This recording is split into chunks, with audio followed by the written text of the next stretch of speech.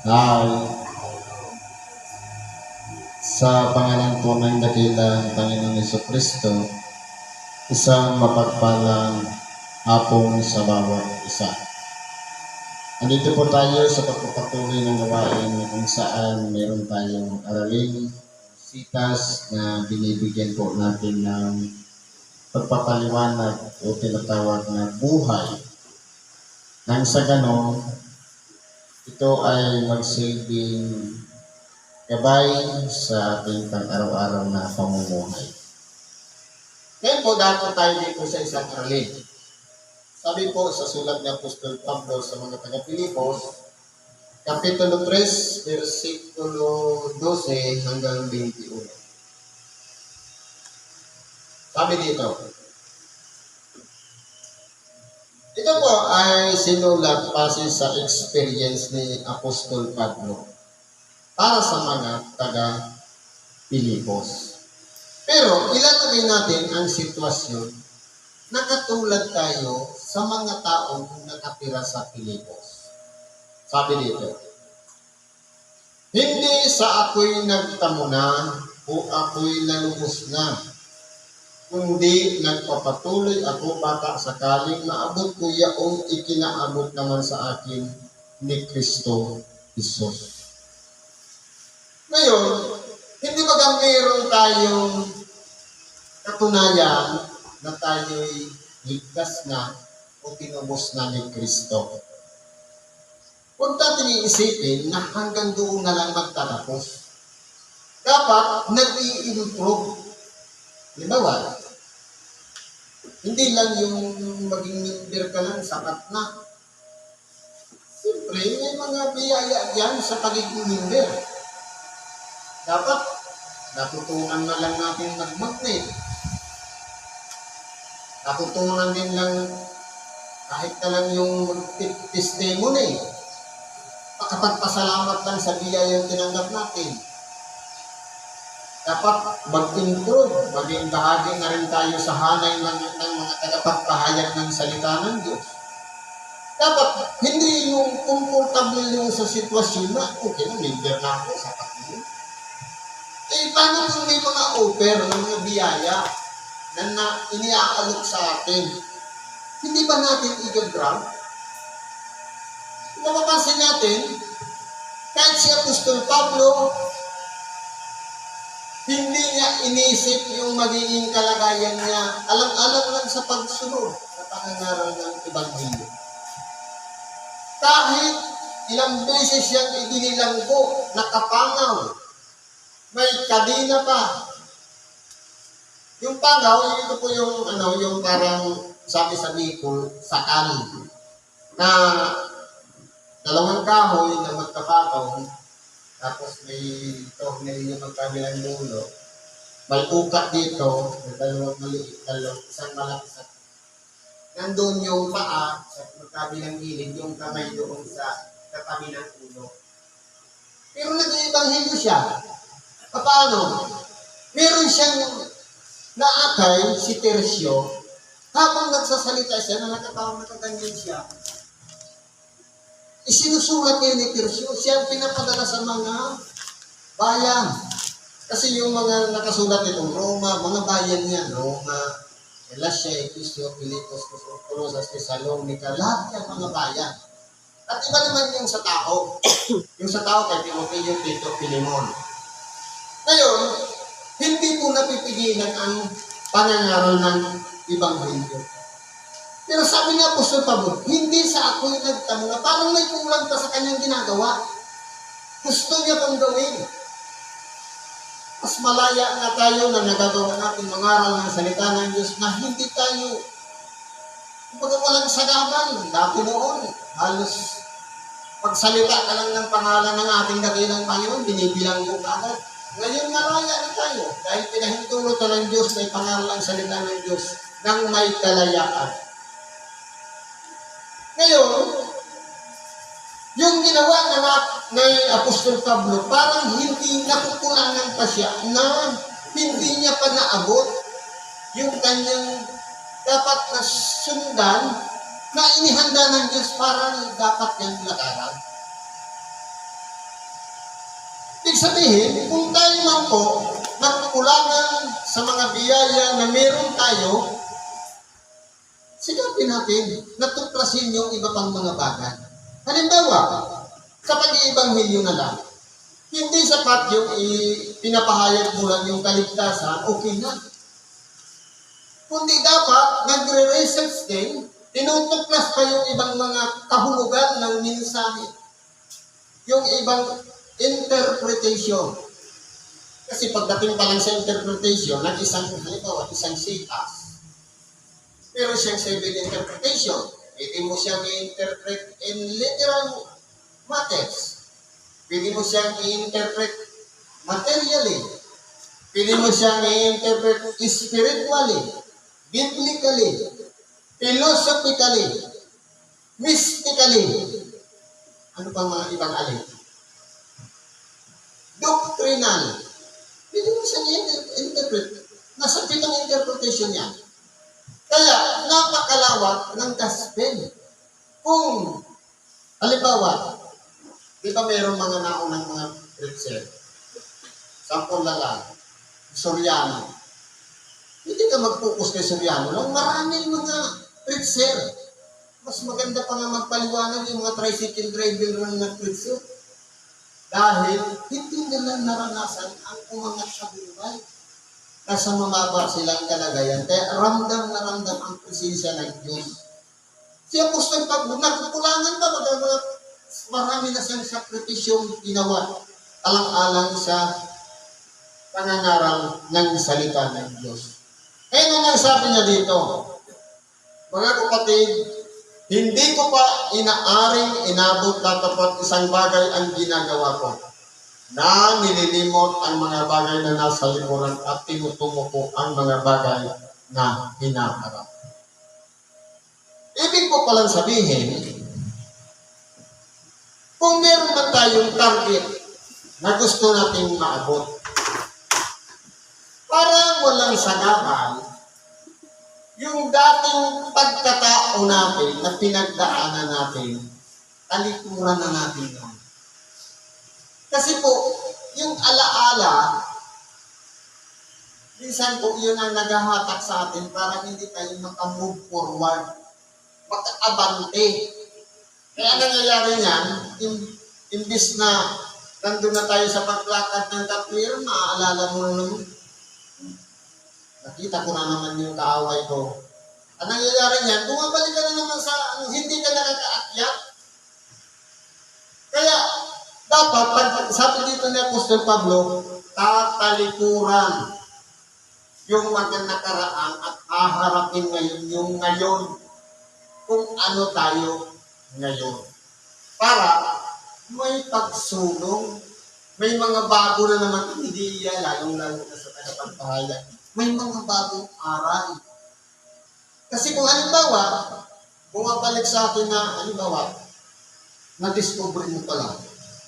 Ang sabi sa Bible, ang trono ng Diyos nasa itaas. Tapos nasanay ka na walang Diyos na ang itinuturo, solar system na umiikot, lumilipad sa ere, na ang araw nasa gitna. Pagdating sa creation ng Diyos, 6 na araw, tapos na. Ibig sabihin, sabi nga, mayroong pundasyon ang lupa na hindi gumagalaw. Ibig sabihin, yung tubig lang ang gumagalaw. Yun ang nga lang yung dilubyo universal, yung tubig na umapaw. Saan magaling yung tubig na yun? Kung ulan lang. Dahil po, pag binasa mo yung banal na kasulatan, i-apply mo dun sa research, lalong-lalo na yung flat earthers, na malalaman mo pala, ang nakasulat sa Bible, para siyang isang selyo. Ibig sabihin, ang lupa, para siyang selyo na lumubog, ang lumutang doon, yun na yung mga bundok, ito na yung tinitira ng tao. At yung 2 tanglaw na umiikot sa kanilang mga hangganan, kasi yung earth nakapix. Diba, Pag-aralan natin, panibagong aral yan. Hindi tayo makaka-adapt ng bagong aral kung ang mangyayari niyan,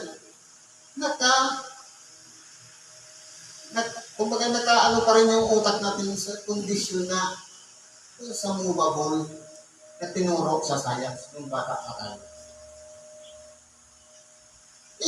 Habang nagbabasa tayo ng banal na kasulatan, marami tayong madidiscover. Sampul na lang.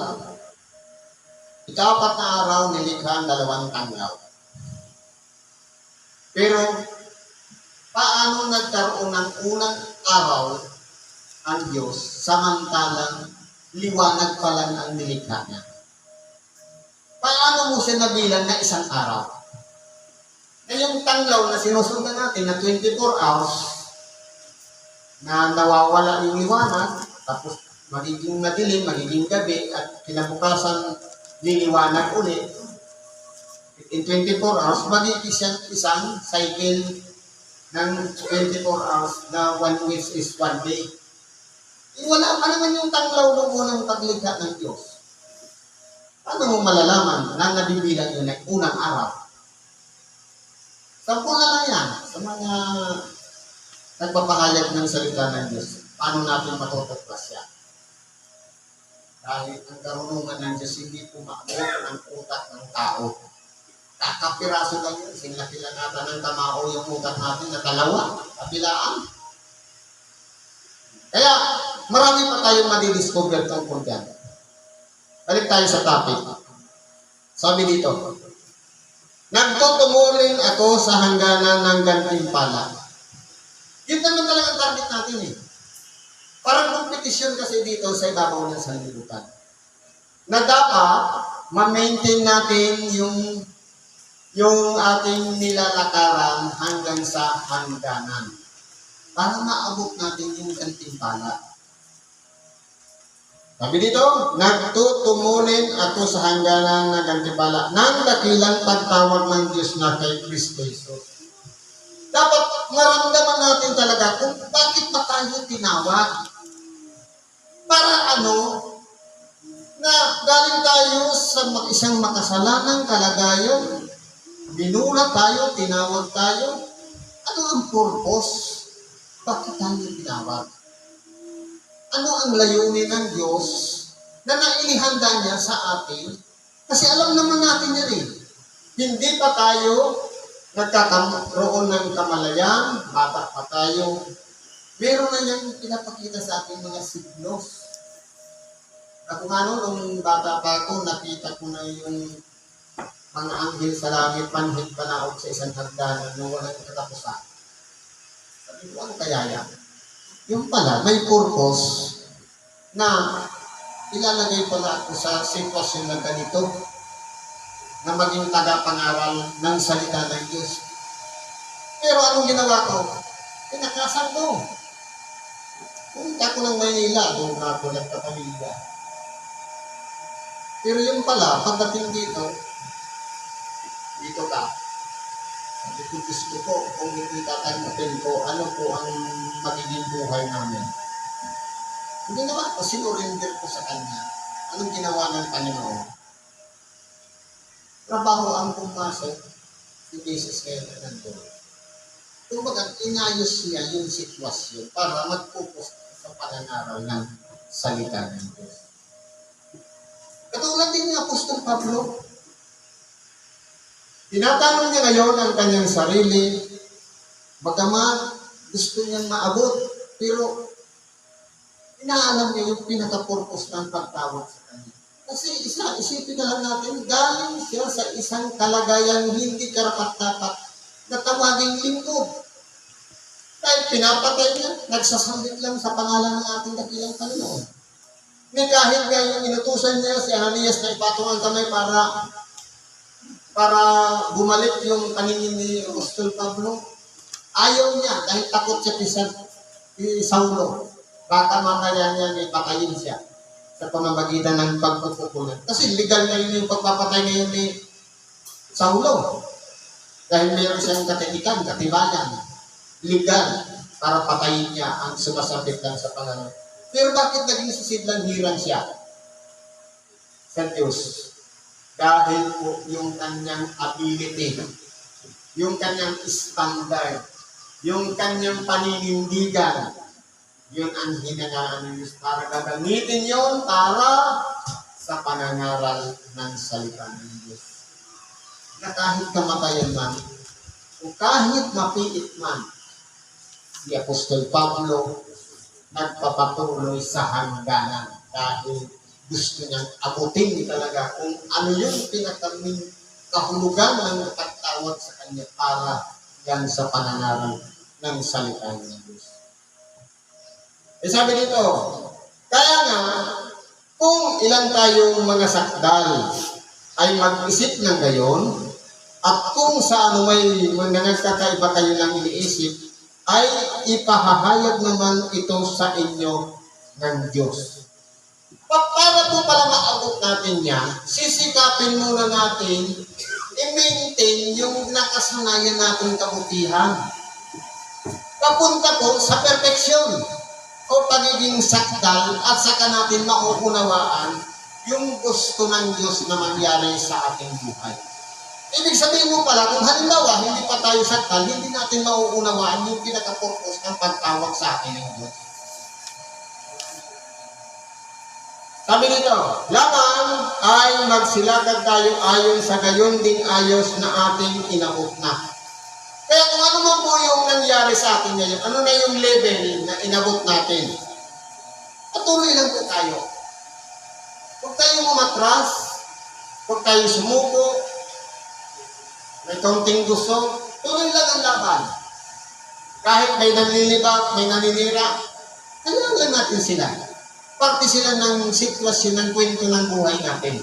Ang importante po dyan, yung pananatili natin na tayo'y may kaugnayan kay Kristo sa ating pamumuhay.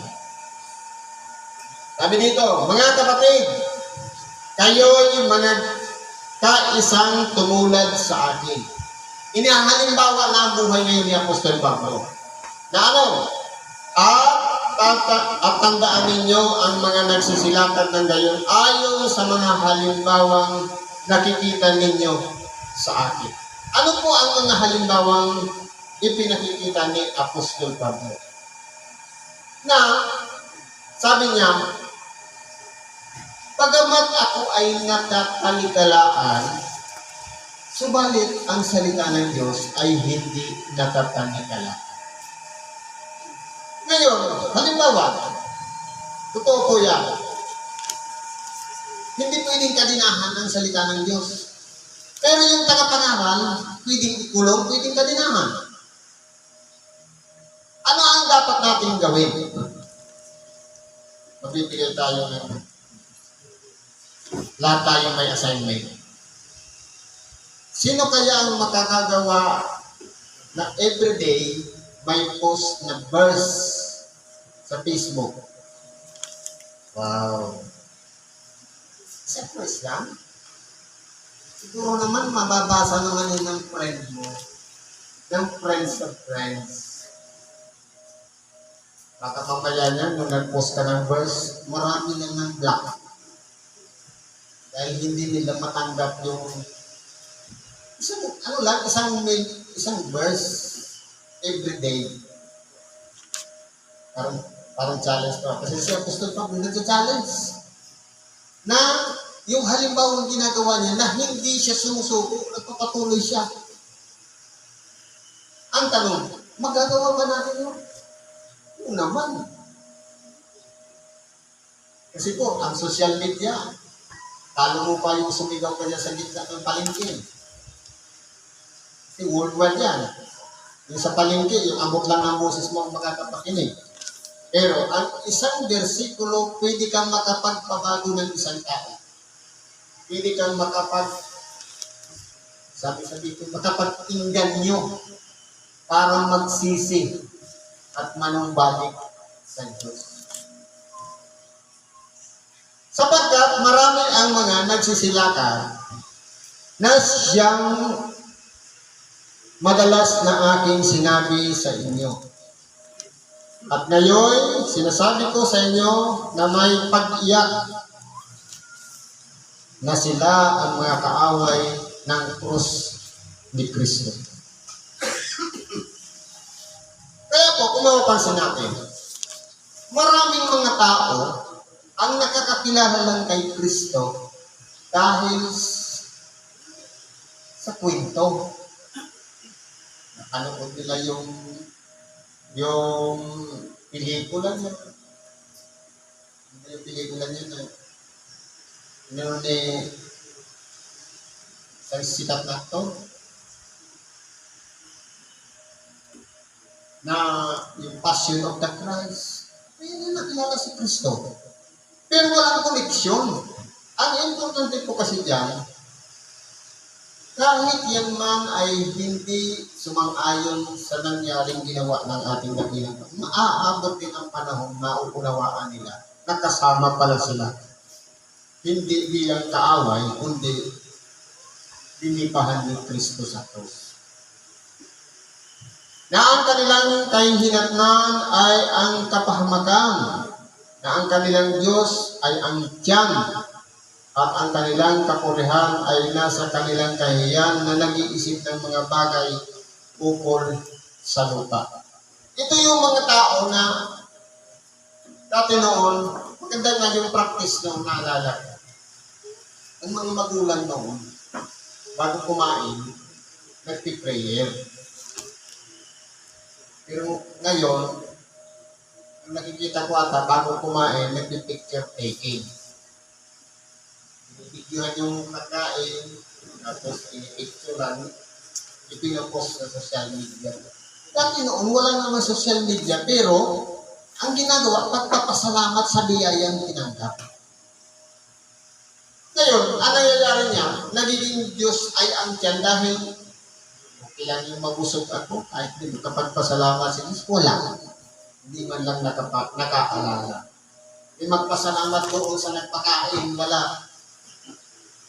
Kaya, yan ang kahinatan niyan, na nag-iisip lang ng mga bagay ukol sa lupa, yung sariling pakinabang. Sabi nga, kung kayo'y nagsisiasa lang sa buhay na ito, kayo na ang pinagkakahabag-habag. Kung ang inaasahan lang natin itong pang-araw-araw nating pangangailangan o pamumuhay, magiging kahabag-habag tayo sa harapan ng Diyos. Pero kung yung pag-asa natin kasama doon sa buhay na walang hanggan, mapapalad po tayo.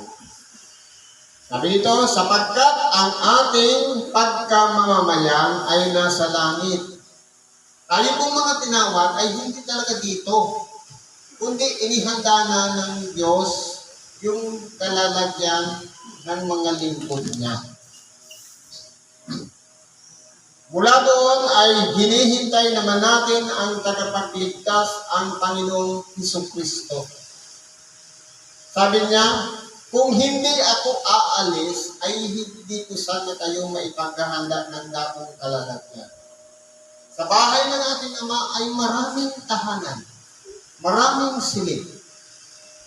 Sa makatuwid, may ginagawa ngayon ng Diyos na preparasyon doon sa mga lingkod niya. Na ang pagkamamamayan natin ay sa kalangitan at hindi dito.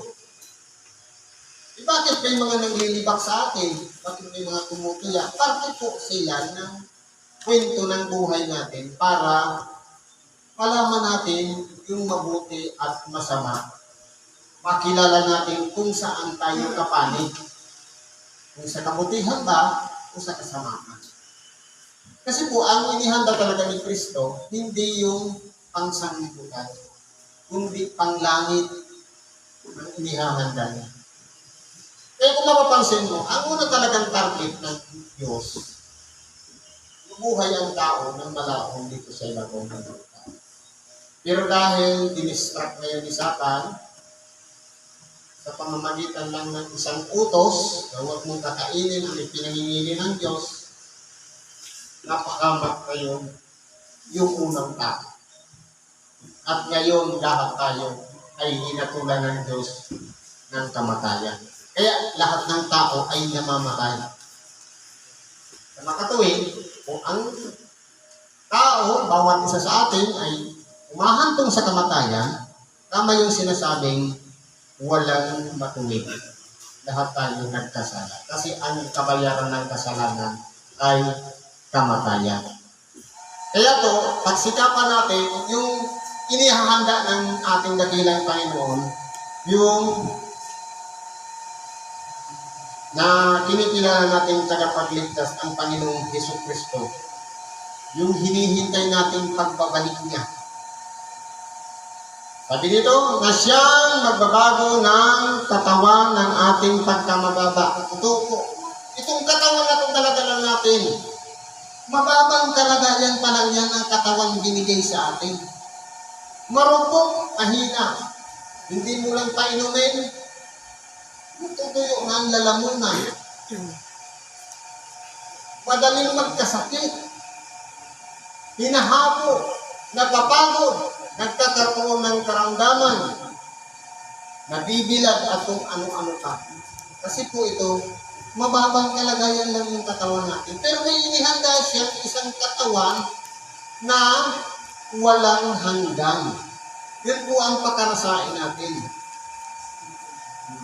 Sabi ito, upang maging katulad ng katawan ng kanyang kaluwalhatian. Kung ano yung taglay ngayon ng ating dakilang Panginoon na katawan.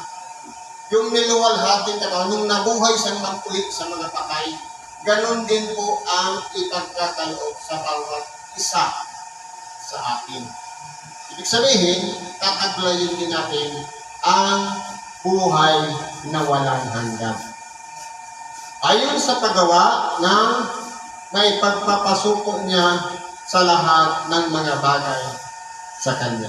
Kaya po, ang pinakakahuli-hulihang pagtatagumpayan ngayon ng ating dakilang Panginoon, ang pinakakahuli-hulihang kaaway ng Diyos, walang iba, ang dapat na pagtagumpayan, kamatayan.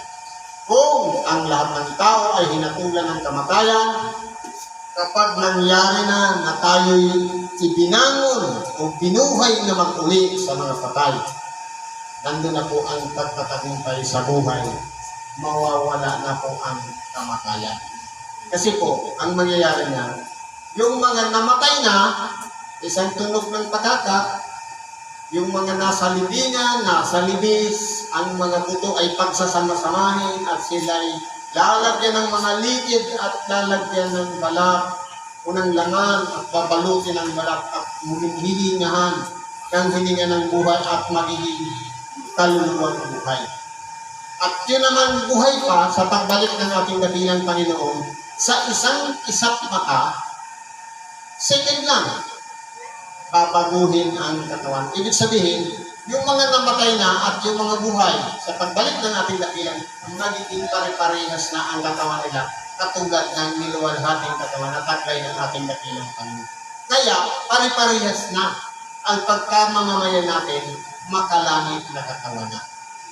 Yan po ang magiging kalagayan ng bawat isa, hindi sumusuko. Palagi natin dinidiscover yung mga bagay-bagay kung paano at bakit tayo tinawag ng Diyos. Na pagamat alam natin makasalanan tayo, pero bakit? Ano ang purpose niya? Dahil ang gusto niya, mag-improve tayo, mag-develop tayo, matutunan natin yung iba pang mga bagay na hindi pa natin na-discover dito sa ibabaw ng sanlibutan. Na iyan ay ma-discover natin sa pakikinig lang ng Ebanghelyo, sa pagbabasa ng banal na kasulatan at yung tulong ng Espiritu Santo gumagabay sa bawat isa sa atin. Siguro po, hanggang dito na lang ang pakikibahagi natin sa oras nito. Salamat sa Diyos at anuman ang ating kahilingan, karaingan, pagkatiwala natin sa Diyos. Sa ngalan ni Kristo Jesus, salamat at mapagpalang hapon sa bawat isa.